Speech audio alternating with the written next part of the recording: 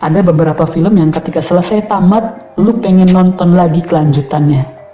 Dan salah satunya ada di film ini, Dirsham. Check it out.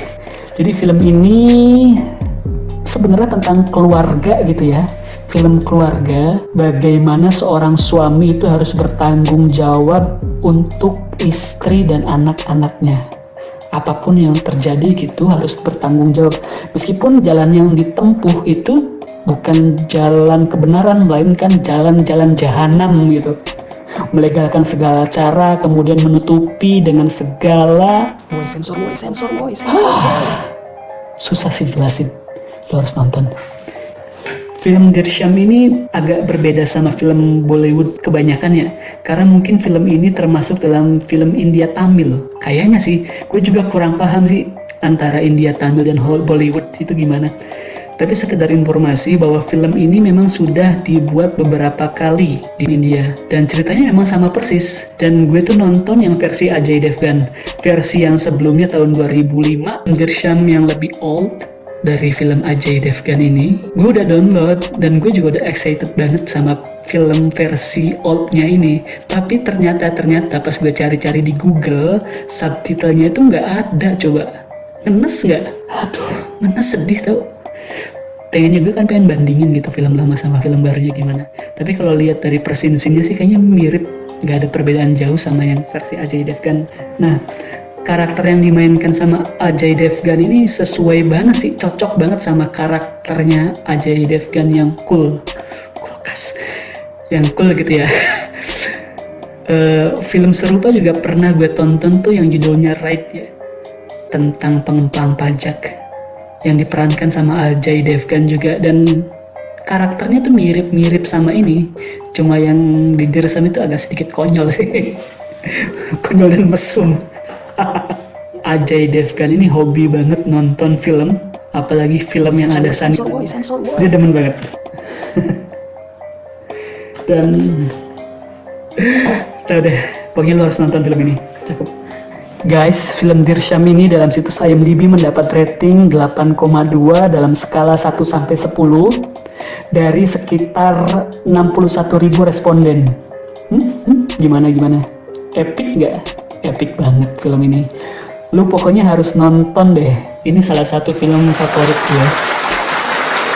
Di film ini kan jadi ada semacam dua kubu gitu ya, antara si jahat sama yang baik.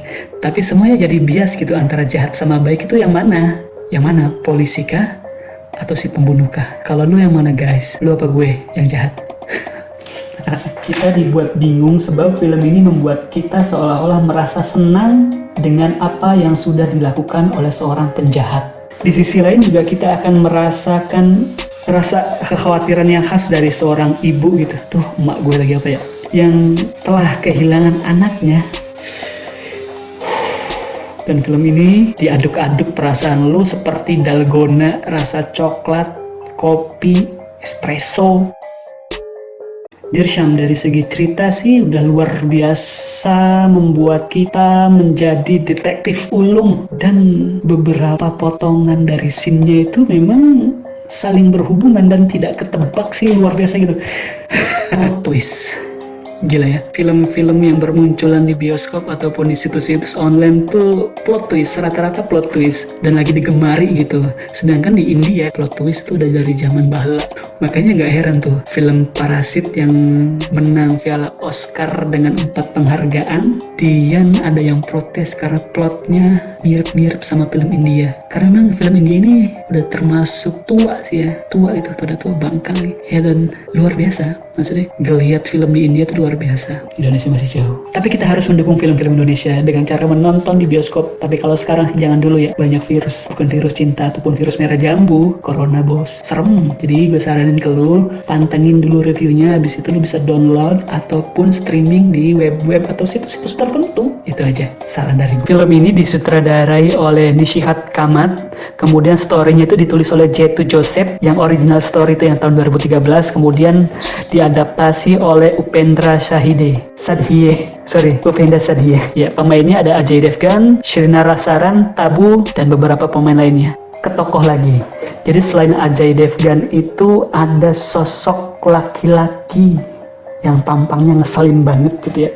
Nah, laki-laki ini bakal terjadi insiden yang tidak diprediksi sebelumnya dan bakal menjadi konflik yang tidak berkesudahan. Bahkan sampai di ujung-ujung film, ceritanya tuh kayak masih ada yang ngambang gitu. Coba lu tuh pengennya tuh ada lanjutan lagi dari film ini. Dan so, menurut lu gimana? Thanks banget yang udah nonton reviewnya. Jangan lupa like, share, dan subscribe jika menurut kamu review film ini cukup menarik untuk ditonton. Tunggu review film selanjutnya dan terima kasih.